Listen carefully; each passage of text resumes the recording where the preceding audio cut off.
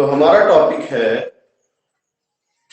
Crystal क्षेत्र सिद्धांत के अनुप्रयोग।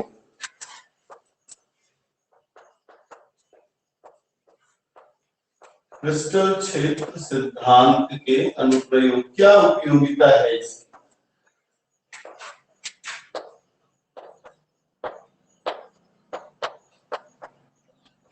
तो सबसे पहला अनुप्रयोग तो है संकुलों का त्रिविम रसायन, यानी कि ये जानना कि क्या स्ट्रक्चर होगा उनका। त्रिविम रसायन, जैसा कि हमने ये देखा है कि हम स्थायीकरण ऊर्जा के आधार पर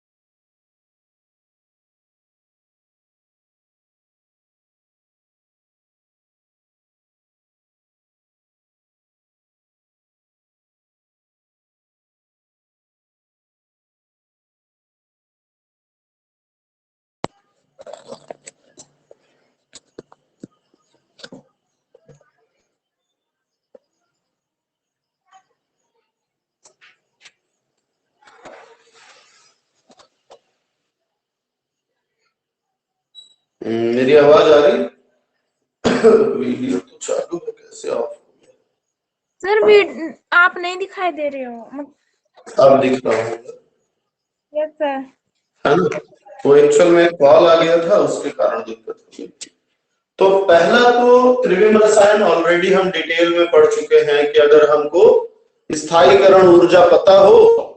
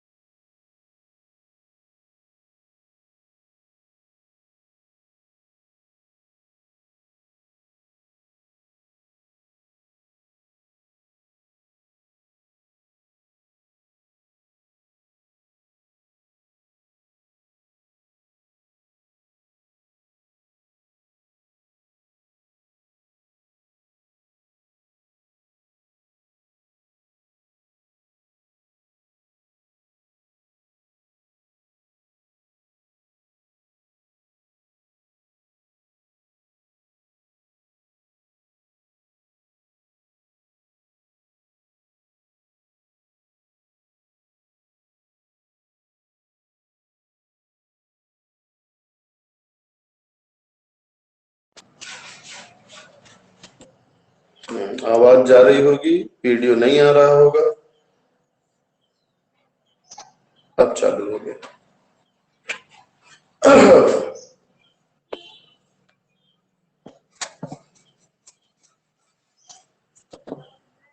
ठीक है, दूसरा जो है विभिन्न ऑक्सीकरण अवस्थाओं का स्थायित्व। विभिन्न ऑक्सीकरण अवस्थाओं का स्थायित्व, ये भी आराम से निकलता है। जैसे अगर हम देखें कि आयरन FeCN6 बना रहा है +2 अवस्था में, और यही आयरन FeCN CN6 बनाता है +3 अवस्था में, तो कौन सा ज्यादा स्थायी होगा? तो बड़ा आराम से बता सकते हैं कि यहाँ D6 है, यहाँ D5 है। प्रबल लिगेंड क्षेत्र में अगर हम देखें तो यहाँ आप देखिए कोबाल्ट +2 और कोबाल्ट 3 का दिया हुआ है, तो कोबाल्ट +2 +3 की तुलना में अधिक स्थायी है। अगर हम इसको देखें तो प्रबल लिगेंड क्षेत्र में इलेक्ट्रॉन भरी है इसमें, तो आप पाएंगे कि यहां 6 इलेक्ट्रॉन जाएंगे, तो इसके लिए स्थायीकरण ऊर्जा -24 होगी, जबकि प्रबल क्षेत्र में इसमें नीचे केवल 5 इलेक्ट्रॉन जाएंगे।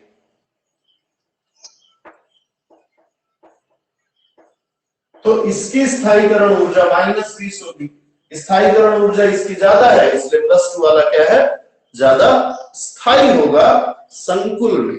तो कौन सी ऑक्सीकरण अवस्था कब स्थायी होगी, ये हम आसानी से याद कर सकते हैं। इसके बाद तीसरी चीज है चुंबकीय आपेक्षिक परिवर्तनीयता। ये आगे अगले चैप्टर में हम देखेंगे तो ज्यादा बेहतर होगा। अष्टफलकी संकुल में विकृति, आप देखिए कि हम ये भी अनुमान लगा सकते हैं कि जैसे अमोनिया का एक संकुल है कॉपर का, हेक्साएमीन कॉपर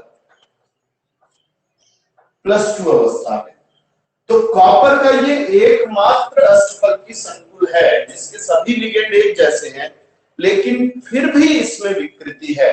तो जॉन टेलर प्रभाव के आधार पे हम इस विकृति को समझा सकते हैं। ठीक है, इसके बाद संक्रमण धातुओं के रंग का निर्धारण किया जा सकता है। अगर आपको विपाटन ऊर्जा पता है तो विपाटन ऊर्जा के आधार पे आप ये बता सकते हो कि इलेक्ट्रॉन को यहां से यहां जाने में कितनी ऊर्जा लगेगी। जितनी ऊर्जा लगेगी उसके हिसाब से तरंग दैर्घ्य की गणना हो जाएगी और रंग पता चल जाएगा। ऐसे ही चुंबकीय गुण की व्याख्या, आपको पता है कि μ √n n+2 होता है, ये हमारा सूत्र है।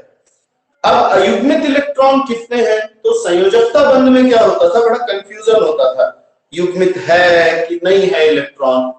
आप देखो कि अगर मैं Fe+3 के बारे में बात करूं तो दुर्बल क्षेत्र में, अच्छा इसमें कितने इलेक्ट्रॉन है, +3 में D5, दुर्बल क्षेत्र में इसके 5 इलेक्ट्रॉन क्या होंगे, अयुग्मित होंगे,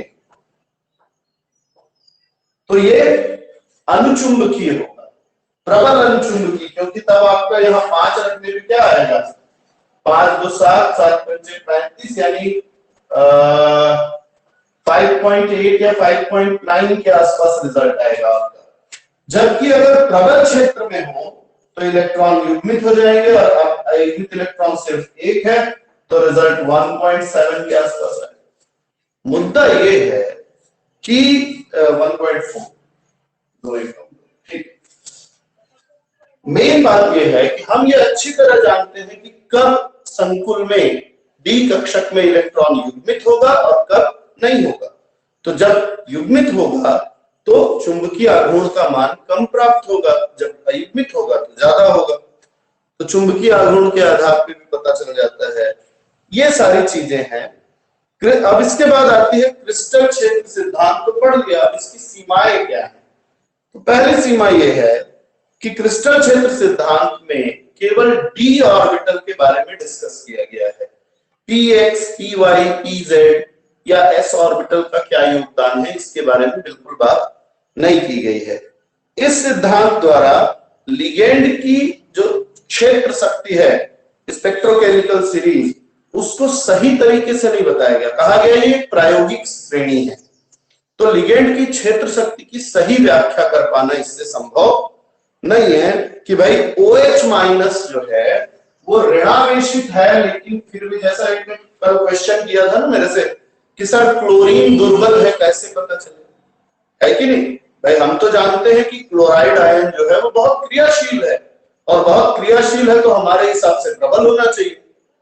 तो क्यों दुर्बल है इसकी व्याख्या नहीं की गई। क्रिस्टल क्षेत्र सिद्धांत के अनुसार धातु और लिगेंड के बीच बंध पूरी तरह आयनिक है, यानी कि कोई कक्षीय अतिव्यापन नहीं है। तो फिर ये समावयवता क्यों प्रदर्शित करते हैं या इनमें सहसंयोजक गुण क्यों आते हैं, इसकी व्याख्या यहाँ नहीं की गई है। धातु संकुलों में डी कक्षों की त्रिज्या, तरंग फलन तथा लिगेंडों के मध्य अतिव्यापन होना चाहिए।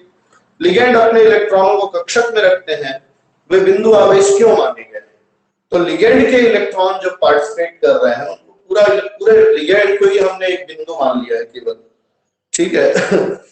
अनेक समतल वर्गाकार और अष्टफलकीय संकुल में जो प्लैटिनम और पैलेडियम धातु आयन और हैलाइड लिगेंड से बने हैं, हैलाइड आयन भी नाभिकीय चतुर्ध्रुवीय अनुनाद स्पेक्ट्रम विचलन दर्शाते हैं। मतलब ये है कि जो मेटल और हैलाइड के बीच जो बंध बना है वो पूरी तरह से आयनिक नहीं है, जबकि यहां कहा गया कि बंध पूरी तरह से आयनिक होता है। ऐसी काफी सारी कमियां इसमें भी हैं, लेकिन फिर भी ये सिद्धांत पहले के सिद्धांतों की तुलना में चुंबकीय गुण और रंग को समझाने के लिए एक बेहतर सिद्धांत है, ठीक है। तो आज हम यहीं तक देखेंगे, ये चैप्टर कंप्लीट होता है। नेक्स्ट क्लास में अगला चैप्टर देखेंगे, ठीक है। किसी को कुछ पूछना है तो बात करें। नमस्ते सर। नमस्ते बेटा। सर एक क्वेश्चन है कि FeCN6 संकुल आयन में जो FeCN6 4- में संकुल आयन में मिस Fe2+ अवस्था में है, उसी को मतलब उसी के बारे में जानना है सर। हाँ, क्या जानना है? कैसे पता चला कि वो +2 अवस्था में? Yes sir. मतलब आपको ऑक्सीकरण की गणना करनी है। बड़ा सरल सा है बेटा, किसी भी धातु आयन के ऑक्सीकरण की गणना करनी है। FeCN6 यहाँ 4- लिखा हुआ है और हम कह रहे हैं कि आयरन जो है वो +2 अवस्था में है, कैसे है ना? यही प्रश्न है। Yes sir. Yes sir. हाँ ठीक है, अपना माइक बंद कर लीजिए, पीछे से आवाज आ रही है। तो हमारे पास एक आयरन है, 6 साइनाइड है और टोटल आवेश दिख रहा है -4। हर एक साइनाइड पे एक ऋणावेश होता है, पता है ना आपको? तो 6 साइनाइड पे कुल ऋणावेश की मात्रा होगी -6 और यहाँ टोटल दिख रहा है -4। इसको इधर पक्षांतर करो तो Fe बराबर आ जाएगा +6 - 4, हल करो तो क्या आ जाएगा +2, ठीक है। और जब आयरन +2 अवस्था में है तो आयरन का परमाणु क्रमांक कितना होता है? 26। इसका इलेक्ट्रॉनिक विन्यास हम लिखते हैं आर्गन 18 के बाद 4s2 3d6 या 3d6 4s2। हमने कहा कि ये +2 अवस्था में, +2 का मतलब 2 इलेक्ट्रॉन त्याग दिया है, तो बचा क्या? केवल 3d6। अगर यही +3 अवस्था में होता तो एक और इलेक्ट्रॉन त्यागता और क्या हो जाता? 3d5। क्लियर है सर इसमें T2G कक्ष और EG कक्ष कौन सा होगा? भाई? वो तो सही सेम होगा, T2G और EG कक्षक नहीं बदलेंगे बेटा। अगर ये अष्टफल की संरचना है, 6 लिगेंड है, तो सीधी बात है कि T2G नीचे होगा, EG क्या होगा? ऊपर।